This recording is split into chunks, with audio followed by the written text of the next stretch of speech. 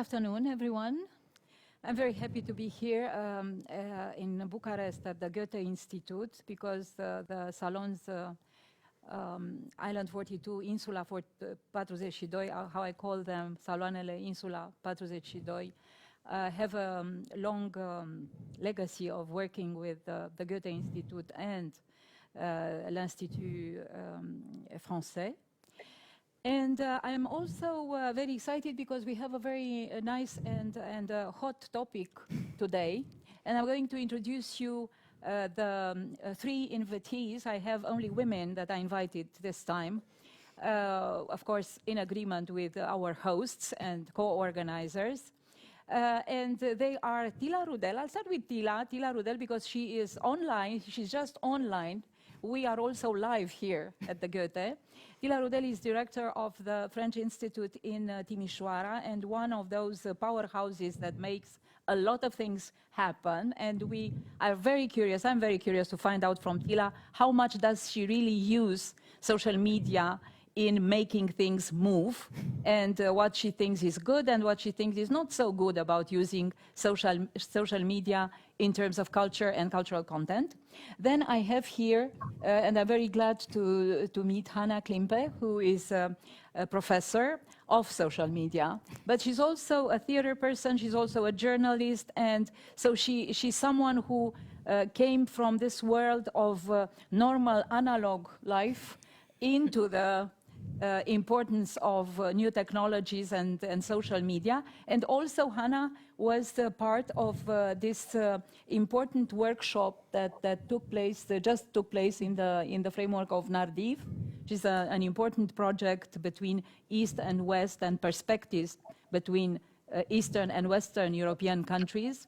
That is a EUNIC project and also a Goethe-Institut project and a French Institute project, so it's a collaboration between many institutions, including the university, the School of Political Science in Bucharest, and other academic partners. And then 𝘎𝘰𝘦𝘵𝘠 𝘠𝘯𝑚orgenstern, who's a very young, I of course say actress, but she's not just actress, she's an artist. She likes a lot of interdisciplinarity in what she does. She describes herself as also a digital enthusiast. I'm very curious what this means. So we have a digital academic, digital enthusiast, and also Ghila, who is a digital, I don't know, just a digital neighbor. she's the one neighboring the digital work. So I'm going to start just very quickly with a question to Hanna, because this workshop of 2 days just ended, and it was really about how social media becomes such an important instrument in dealing with cultural cooperation. How do you turn this into a real good mediator between institutions and people and cultural cooperation and audiences and programmers, etc., etc. And I'm very curious, what were the conclusions? I mean, what were the strong points that were discussed and revealed by this two-day workshop of 𝘚𝑛𝑎𝑟𝑑𝑖𝑣 in the 𝘚𝑛𝑎𝑟𝑑𝑖𝑣 framework? Okay, so like we had two sides in the workshop. So we had people working in and for cultural institutes, especially in the communication sector, and we had invited artists. And so we discussed how those two groups who collaborate on a permanent basis can do better communication via social media and especially more efficient communication, because this was the first big point that we had to talk about, that a lot of people on both sides felt frustrated because, as always in culture, there's too little resources, and there's also too little resources for social media. And everyone knows it's super important, but no one really knows for which goal exactly. And so you post some stuff and you put a lot of work in it, and there are maybe like 3 likes, and you don't know what happened to those people if they ever came to the venue.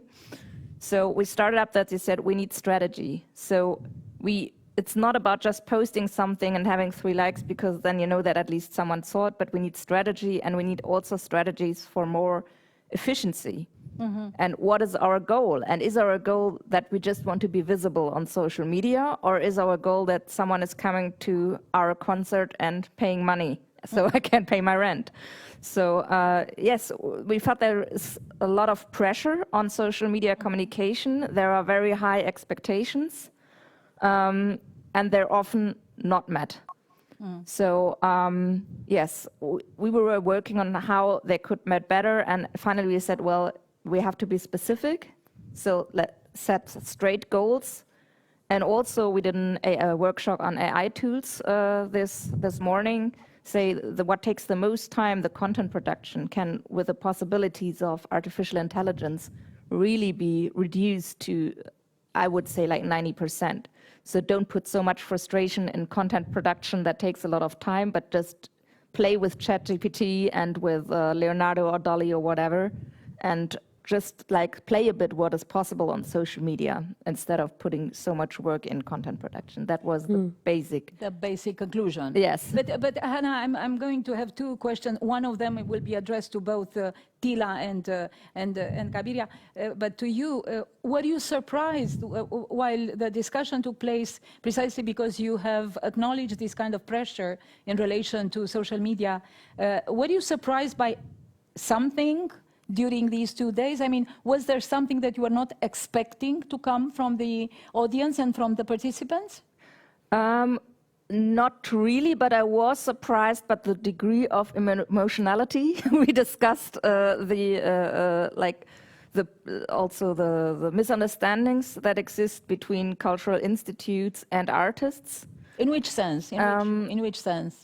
Just give us an example. So someone from a cultural institution said, well, and then the artist takes 3 weeks to answer my mail to send me photos so I can promote our event on social media. And then someone really felt offended and said, well, but I do this on part-time. I'm a full-time artist, and I also have to be kind of a self-entrepreneur in social media and communication in general, and so I can't put all my all my time on it, and maybe I'm with production and I have other things to do. And so I was surprised by the degree of emotionality, but I wasn't surprised at that conflict, because I know from my own experience, I also worked as a communication person in the theater and as a journalist, so I know there's always very high pressure on communication and on social media. Everyone has a very strong opinion on it, and if something's going wrong, it's always the fault of communication. So it's so it's always some kind of very a kind of a work which is not really appreciated, and that's what we felt, that people weren't appreciated in the effort they were making. And in the visibility and what they were, Yeah. And now, but it's not specific. Sorry, it is really not specific to digital world. This kind of frustration. I used to be a PR for publishing for many years for books, and whenever a book was successful, the writer was a great writer, and whenever it was not successful, the press attaché was a bad one. So it's and not only for the book industry, Tila, but now I go on out of the question that I want to ask the 3 of you, but I'll start with both Tila and 𝘠𝘰𝘦𝘵. You were saying, Hannah, that, well, go on with ChatGPT and with all these new instruments. If you can provide content, then provide it.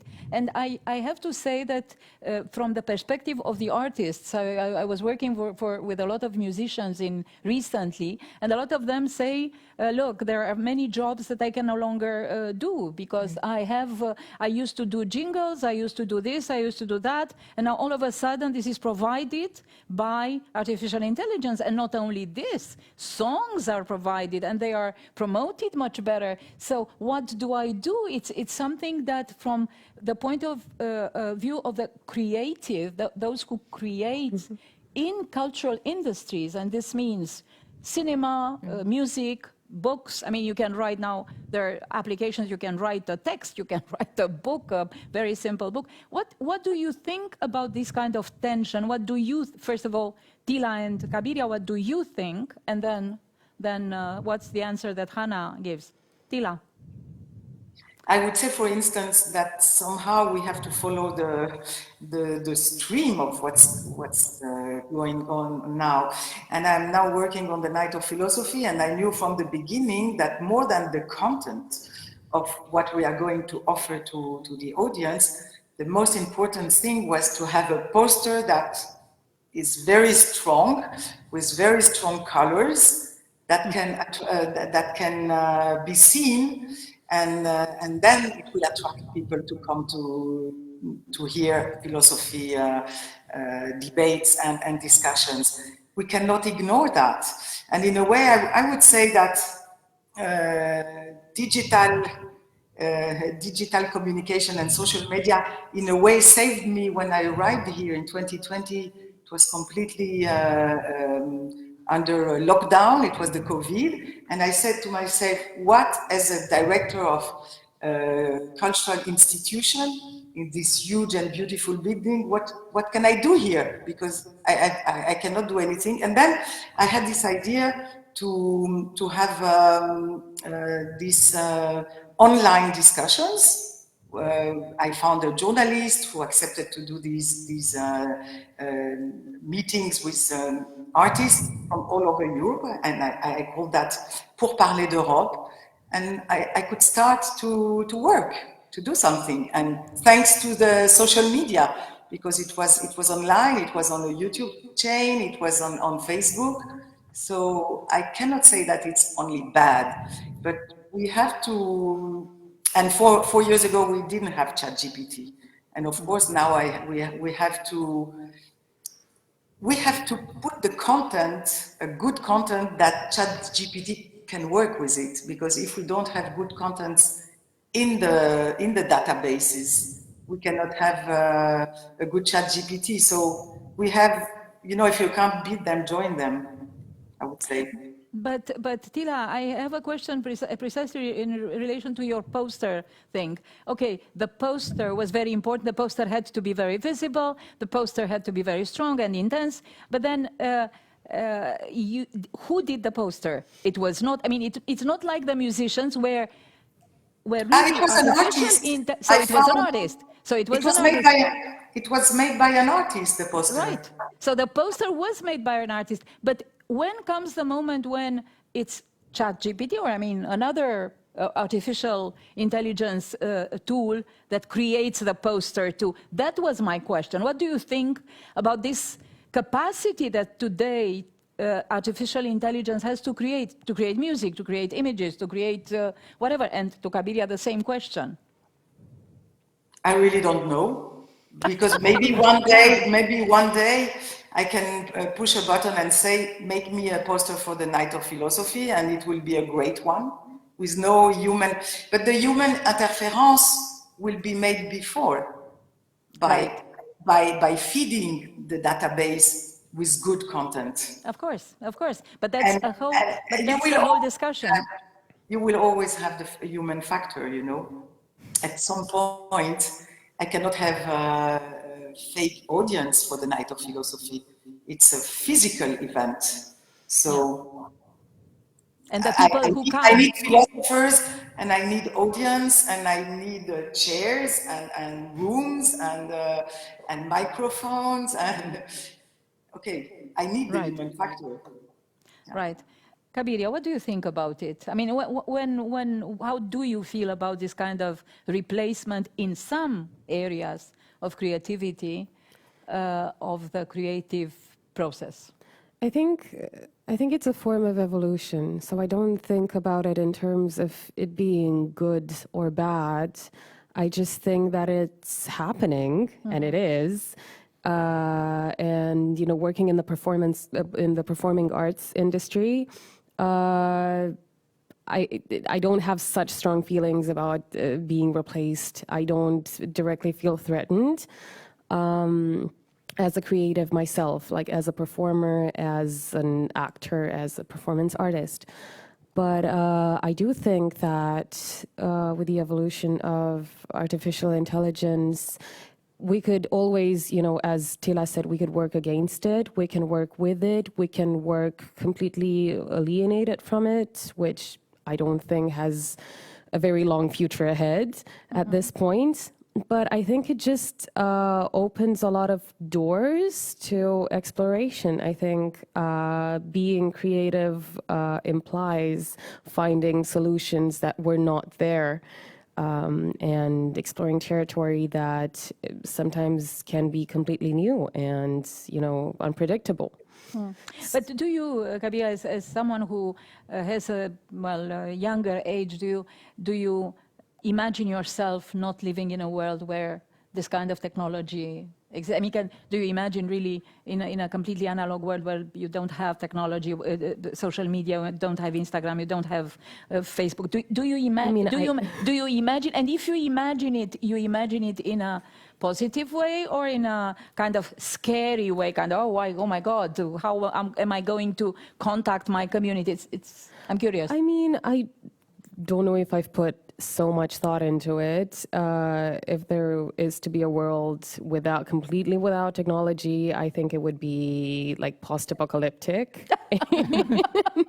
So it's not the analog world in itself, which is scary, but rather the process of getting there, which is terrifying. Like, I cannot imagine that if everything goes well and that if we kind of keep relying on technology to enhance performance of everything that we do in our day-to-day lives, then like if there is a complete break from that to happen, then that's going to be bad. So that's something that I'm afraid of. I don't truly want to envision a world where we have to separate ourselves from that. Right. Hannah, what is your take on this? Because probably you have discussed about it during the workshop. So what's your take on this story with the artist that's going to be replaced and creativity that's going to be replaced? Yes, first of all, when I did this introduction to the workshop, I said there is something inherently schizophrenic as an artist or a cultural institution using AI, because of course the databases are fed with content that has been produced by creative people who are not being rewarded for providing this content. But like as Tilla and you said, it's just basically you just can't escape. And I think in the terms of artists and cultural institutes, it's the wrong people who are having a guilty conscience using AI.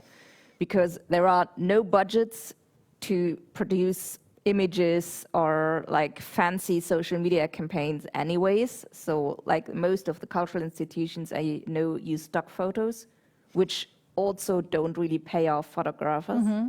So like it should be a political and judicial question that should be solved on that base, like that, for example, bigger companies should be obliged to employ artists for their marketing campaigns.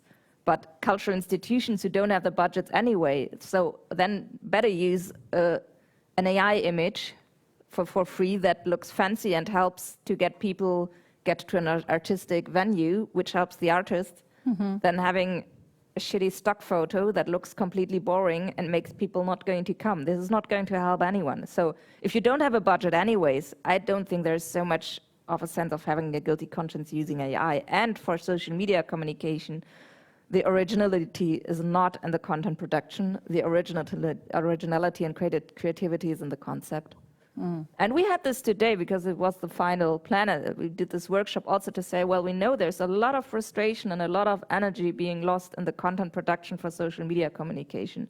And you can use this energy better. So this is why we are providing these tools for you and giving. Right. So this would be the good way in which you could provide, there where there's a lack of resource, you could provide this tool as an enhancer for areas that you cannot afford as a public institution.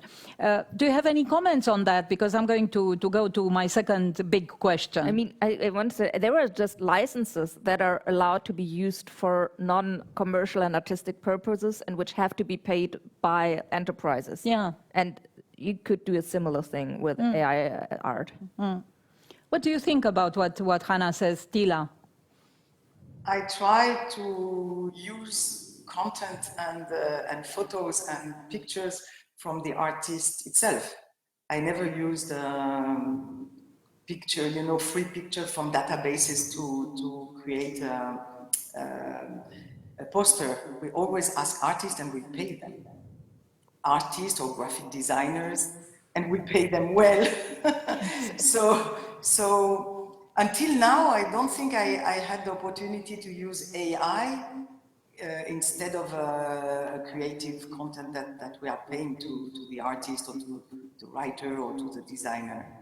Right, but if you are an institution, but Tila, if you are an institution in the United States and you want to work with a very important artist or with someone who really has a level of payment that is very high, it is, in fact, in a way, more affordable for an institution. I'm speaking about a public institution. You know, the government in the States, for example, is very slim.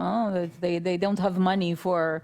Well, I'm just giving it as an example. So your point is that one should stick to the idea of using the artist and offering the artist as much as one can in terms of institutions. That's my question.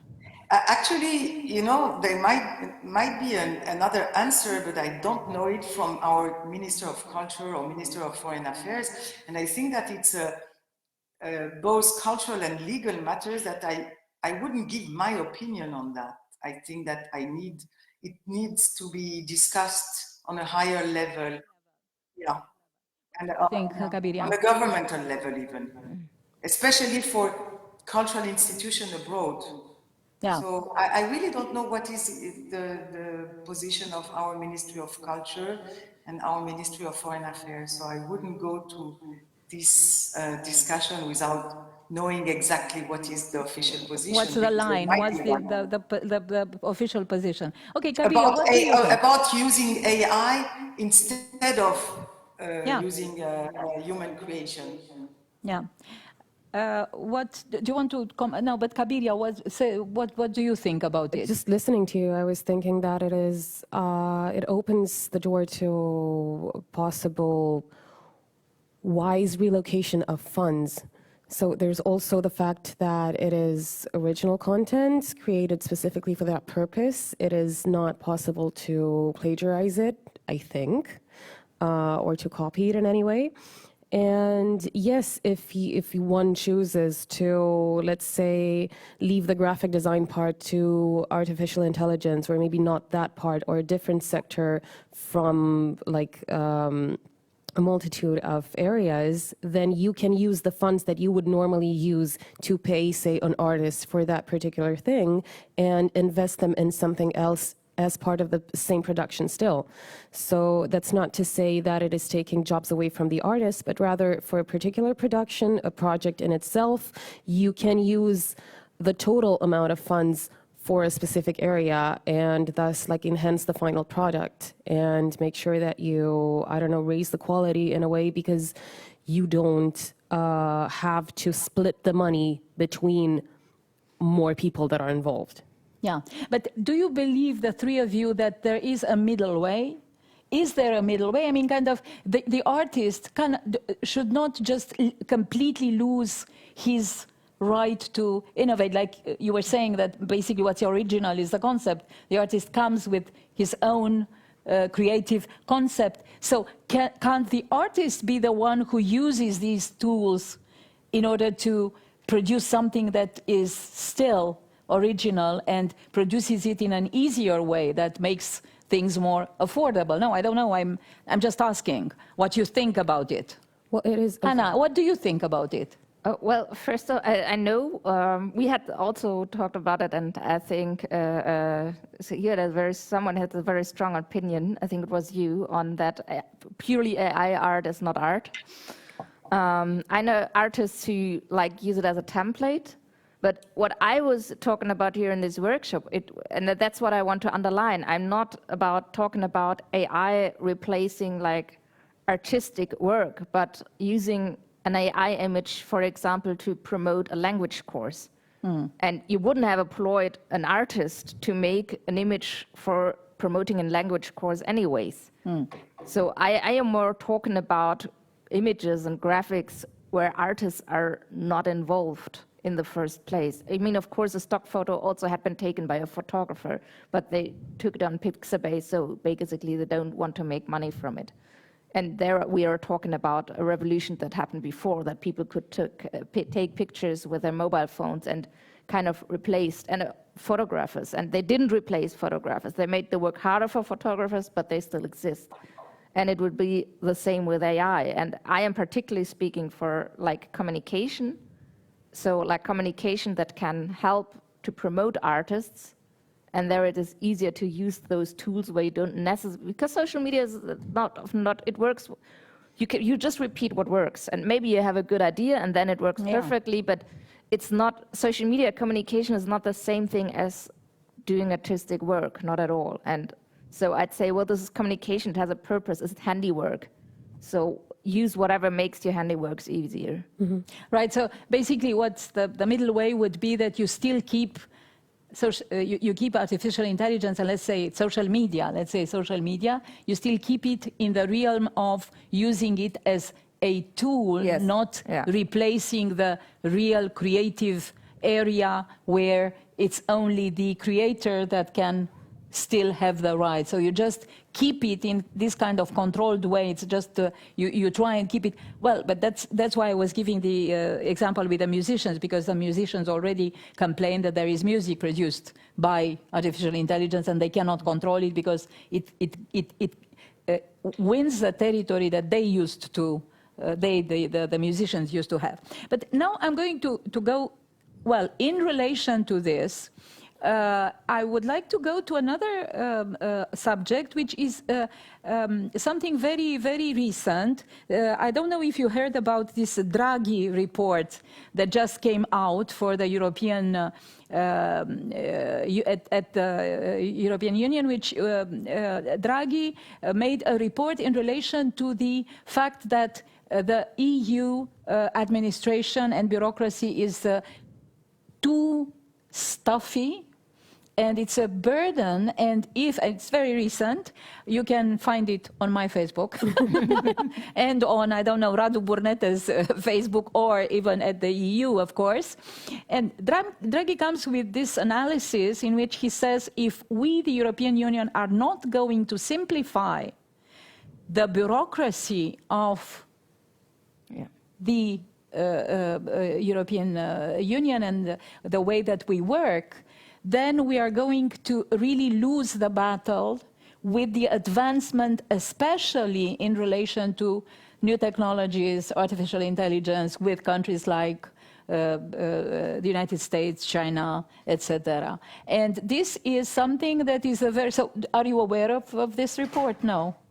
Have you heard of it? You talked about it to me. No, but you haven't read it. No, you haven't read it. Well, I invite you both to read it. But my question, well, okay, you didn't read the Draghi report, but the main idea, one of the main ideas, of course, there's a demonstration in what he writes.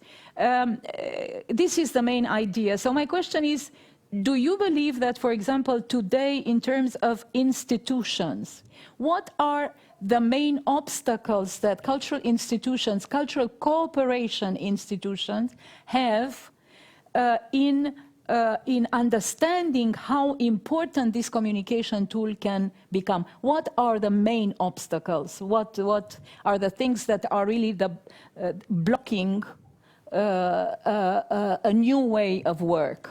Is it the way that the human resource is educated? Is it the fact that the human resource is too old and it's newer generation that understand this better? Is it the fact that I don't know, that Europe is in this kind of traditional way of working in administration? What do you think? I mean, for example, for 𝘐𝑲𝑏𝑒𝑟𝑒, this question would sound like, what do you see in the institutions, in the cultural institutions, 𝘐𝑲𝑏𝑒𝑟𝑒, to be really unmovable? I mean, kind of not in. Because I do already have an opinion based on your initial question, so I'm just waiting for my turn to speak. That's okay. No, but I'm so okay. So please, who wants to start? Of course, 𝘐𝑲𝑏𝑒𝑟𝑒, tell us what's your point? I just think that the way that and of course I'm just mainly referring to the institutions in Romania right now, because this is what I'm familiar with. So I think that the way that the procedures are thought of in the first place needs to undergo like a complete restructuring because right now bureaucracy is mandatory due to the procedures that are mandatory. Yeah. So there's a certain protocol that has to happen from A to Z. And because of that, regardless of how we try to tackle it and approach it from different directions and kind of renew it, we keep meeting issues that won't allow us to go further unless we take all of the necessary steps and print out all of the paperwork and sign all of the sheets of paper. And I think there's like a lot of waste as a direct result of that. And I think that somebody needs to sit down, possibly with AI, and use it as a tool to kind of rethink the way that we go about these procedures, to make them more efficient, to make them quicker, to make them more accessible, easier to understand, especially for older employees. And, you know, people will age. So even people who are young now will eventually stop being young at some point, and technology might as well keep advancing. So we need to think up ways to make understanding these like evolving manners easier and quicker, and to make them just more accessible and easier to apply by humans. Right, but do you feel, Kabira, that, for example, in the cultural sector, there is this kind of parallel life between institutions who have all these procedures and rules, and the people who are really working in the cultural field? I mean, do you feel this kind of divorce between the way that practices are advancing and institutions are organizing themselves? Do you think, for example, technologies is compensating for part of the rigidity of the institutions? Not necessarily. I feel like they're so interdependent, at least in the Romanian cultural sector, that it is impossible to be a part of one without having all of the savvy that is necessary to be part of the other as well, or at least like 75% of it. So it is a must that you are aware of all of these procedures and how to go about them if you want to even just perform, say, as an artist, not necessarily as a performance artist, but as any kind of artist. If you want to access funds, if you want to practice your craft, then you need to be able to go through all of the motions that a cultural institution employee would have to. Right. Thank you. So, Hannah, what do you think about this kind of relationship between the heaviness of the administration in the European landscape and the heaviness of institutions, and what is their main handicap in dealing with this kind of new wave of technology and social media? So yeah, like if you would ask me what does it mean to be European, or what is Europe, I would say it's people who try to make sense of the universe, of arts, of whatsoever. And the thing is, with technology, it's completely unpredictable. And this is difficult to get together. And I have a feeling, I am very happy about the efforts the European Union, for example, is trying to get platforms under control. Because I don't think social media is evil, the platforms are evil, and the hyper-capitalism that is behind it.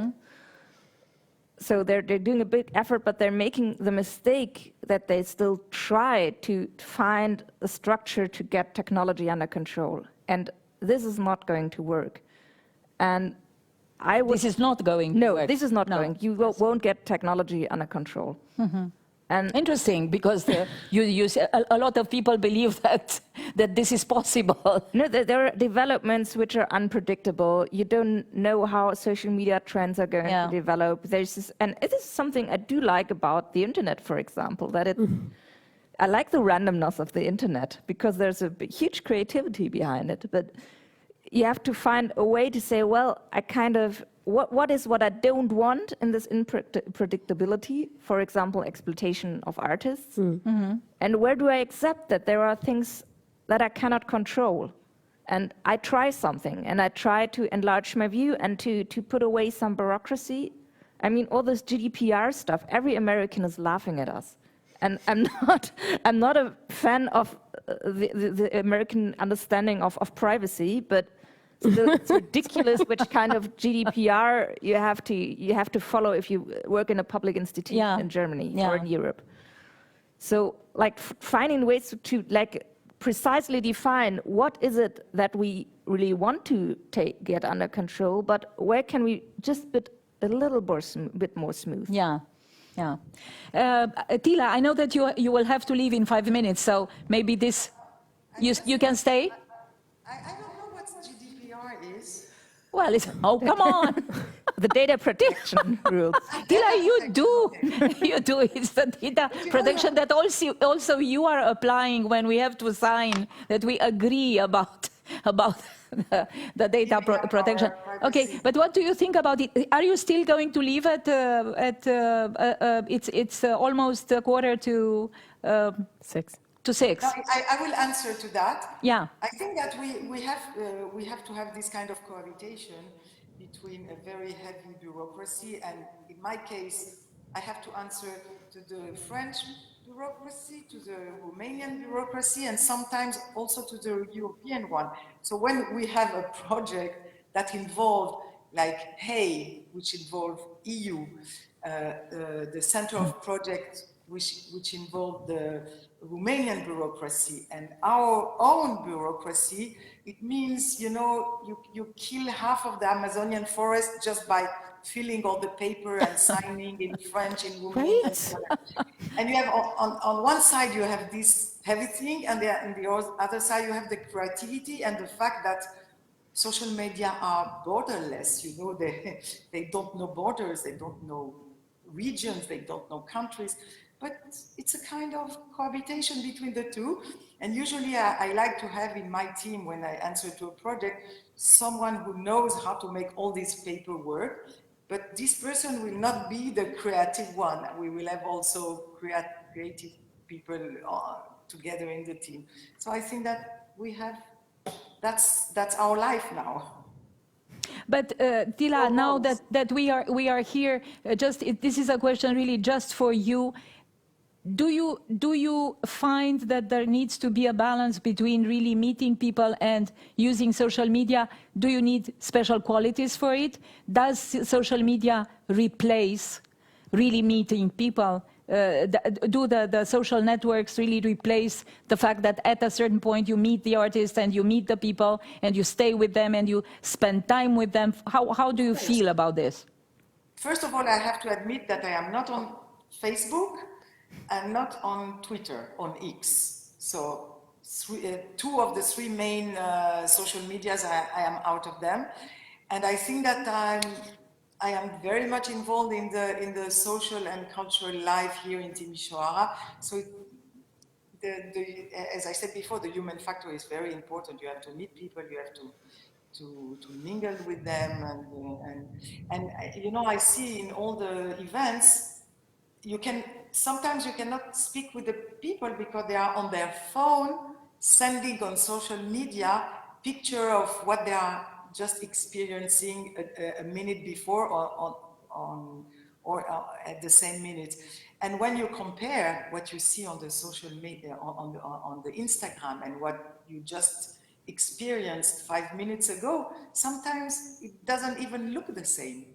Yeah. So you ask yourself, probably the guy in India who is looking on the Instagram of what's happening in Timișoara thinks something completely different of the reality. But it's another reality.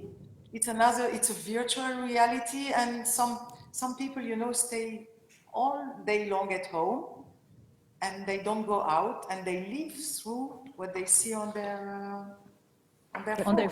But can I ask you a question? Is what you're describing with the guy in India that different from what happens at a theater performance? I mean, there are 2,000 people, or saying 500 people seeing a theater performance. It's not the same piece that everyone is seeing. So this different reality you receive from watching something which is not real, like in the classical sense.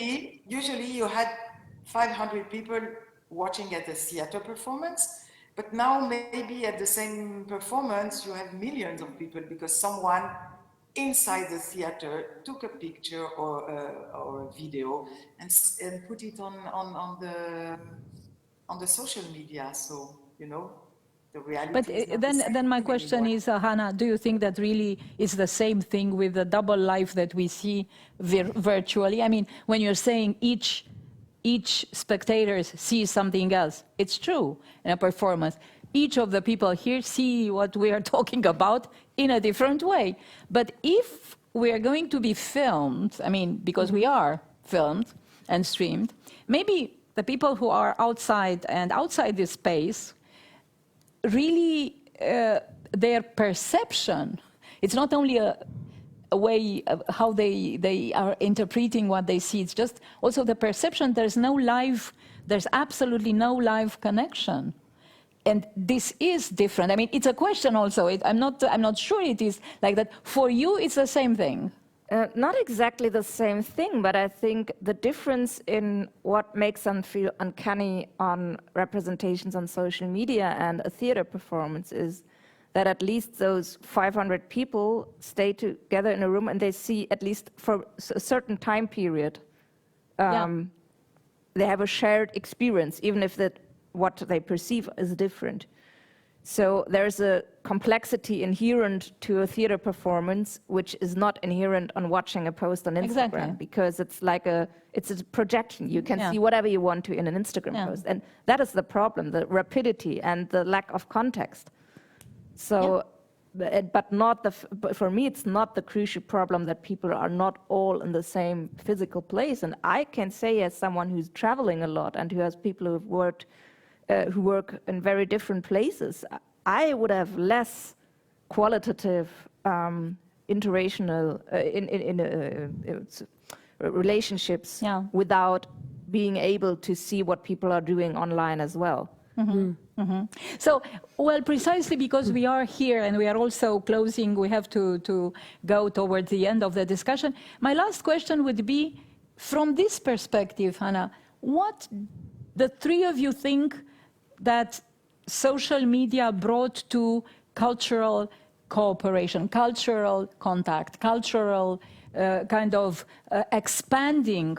What did it really positively bring from your point of view? And from an institutional point of view, is it really something that, for example, institutions like the cultural agencies, like the organizations, like theaters, like the Metropolitan Opera during COVID, when they could stream the performances, etc., what did it really bring on a positive note?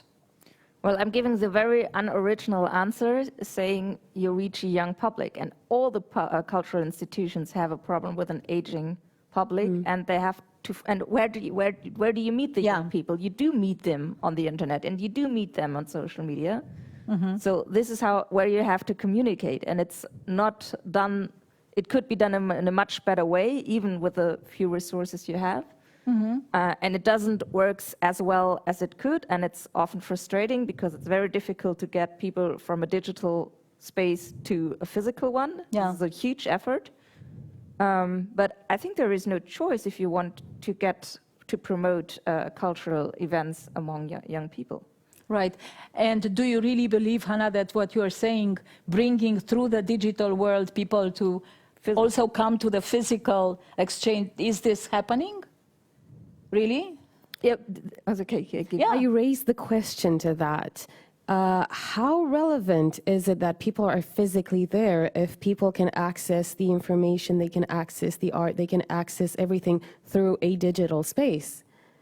If you map it, if you make it accessible, if I can enter a gallery without having to travel all the way to there, but I can still kind of soak up all of the information, all of the art, all of the culture that is therein, then is it a problem that I'm not physically entering the building? I'm not saying it's a problem. I'm just asking. I myself ask myself. I personally think it's two different things. But indeed, how relevant is it for the the way the world becomes? What do you think, Dila? What do you think, Hannah? I think that if we are going to live only on a digital world, there is no need of cultural institutes all over the world. So we are still keeping this institute, you know, the soft power, the cultural diplomacy is still very important. That's why we are here. And that's why even, you know, we don't have, as a diplomat in the cultural sector, we didn't have a home office. During the COVID. I was here every day, and the place is big enough that each of us could have a separate room. So we will not exist if we decide that it's enough to visit a gallery through a virtual visit, or it's enough to have the nights of philosophy only online, and etc., etc. So I think that we have to have a kind of hybrid world. That's what we have even now this afternoon. You are in a physical room and I am online. So I think we should live with that and try to have the best of each world and to put them together in a harmonic way. We have a virtual museum which is called 𝘕𝘂𝑚𝑒𝑤𝑜𝑟𝑘. You know, you heard about the 𝘕𝘂𝑚𝑒𝑤𝑜𝑟𝑘. It was made by 𝑙a_Villette. It's a virtual museum with a screen, with 20 tablets. Everything can be put in a wooden box and can travel from one place to the other. We have one of these museums here at the French Institute, and we are traveling in villages. We take these virtual museums to very remote villages here where kids don't have access to museums, but still we have one of our team who is going there, and she's the human factor that explaining to the children how to use a tablet and how to visit the Louvre or Versailles. So I think that we really need to live in a harmonic way in a hybrid world. That would be my answer. Thank you, Dila. Hannah? So I do think that it's also important to get people in physical places, because I did a lot of research about like communities and political and cultural discourse, and what I really observe, it's so hard to get out of bubbles in social media. So, Out of bubbles as in out of social circles? yes. So it's really, really hard to get really diverse discussions on social media. And if it's diverse, it's just either or. Yeah. And this lies in kind of the infrastructure of the platforms. You've got a like or you've got a dislike. And you know that what is more radical gets more clicks and is going to put on higher by the algorithm. So I do think you should put more effort in how you could use social media to gather different people in a physical place to discuss all those sensitive issues that we have right now. I don't think you will get to all these questions about democracy and LGBTQ and racism or whatever. I don't think you're going to solve it in digital spaces. I'm happy about all those initiatives like Black Lives Matter and Me Too. We wouldn't talk that much about feminism and racism without social media. When I was a teenager, feminism was really uncool for a lot of years. So it became cool again through social media. But of course, those are populist hashtags. And sometimes you need populism for the good cause, but you can't stick to that. At a certain point, you have to get into the discussion again. And I do think this is much easier in a physical space. Yeah. And necessary to have this physical space in order to really discuss about it. Okay, so I'll end this salon with a question to 𝘐𝑠𝑏, because she's coming from a family of actors who are very much in touch with a live performance. She herself is a young actress, and she's very passionate about performance. What do you think, 𝘐𝑠𝑏, how do you see the relationship with live performance and the digital world? How do you feel the direction in which this goes? How do you feel it, as a digital enthusiast as you are? I mean, I genuinely don't remember where this digital enthusiast came from. Like, I don't remember ever describing myself as such. But if you say so, I'm taking the word for it. But I mean, I guess, enthusiastic about it would be the right word. I am excited about it. I think there's a lot of possibilities. I think right here in this exact room, I once saw a performance in which there were sensors around which were not visible to the person entering. It was like a one-on-one performance, so one performer and one spectator.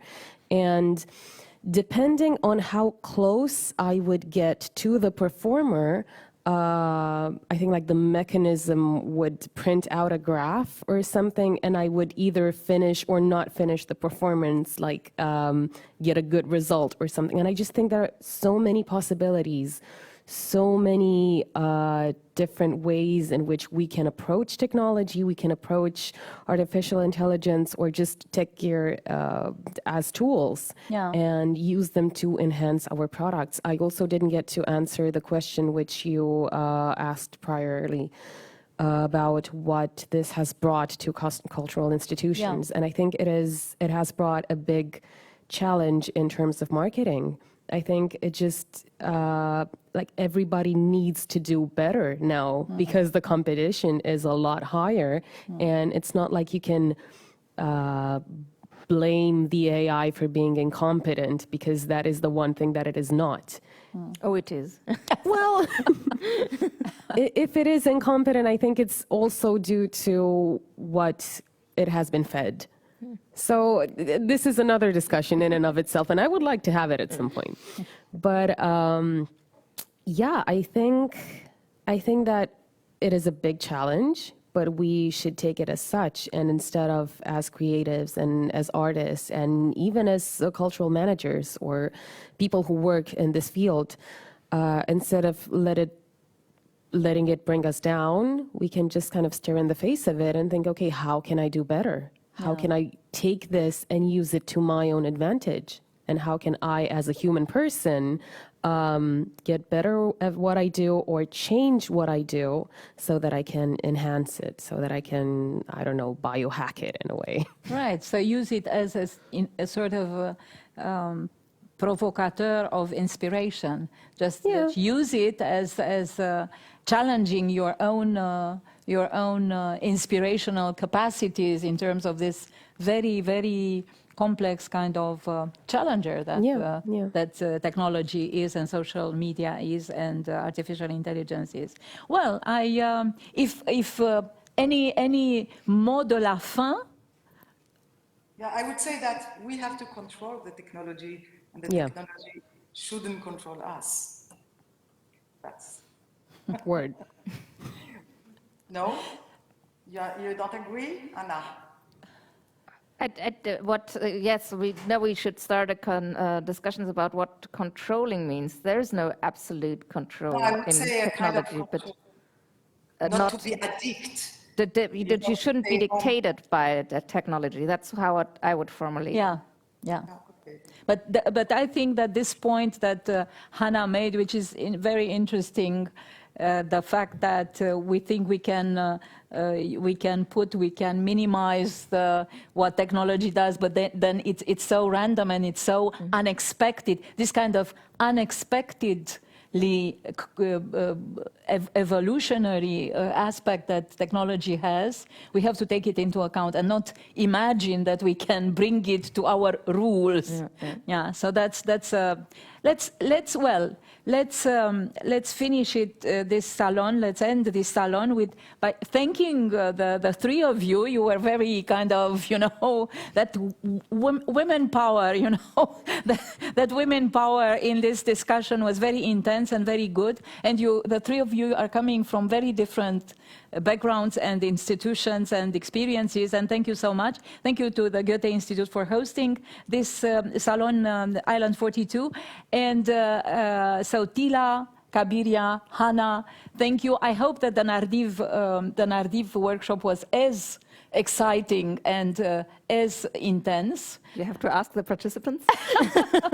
Well, the salons are not with Q&As, unfortunately, so this is why I'm not inviting you to ask questions. But I'll invite all of you who are looking at this salon to see the next salon in October, which is going to be in Timișoara and also in hybrid format about cinema and what we do with a place like Timișoara, who starts to have so many art cinemas all of a sudden, opening those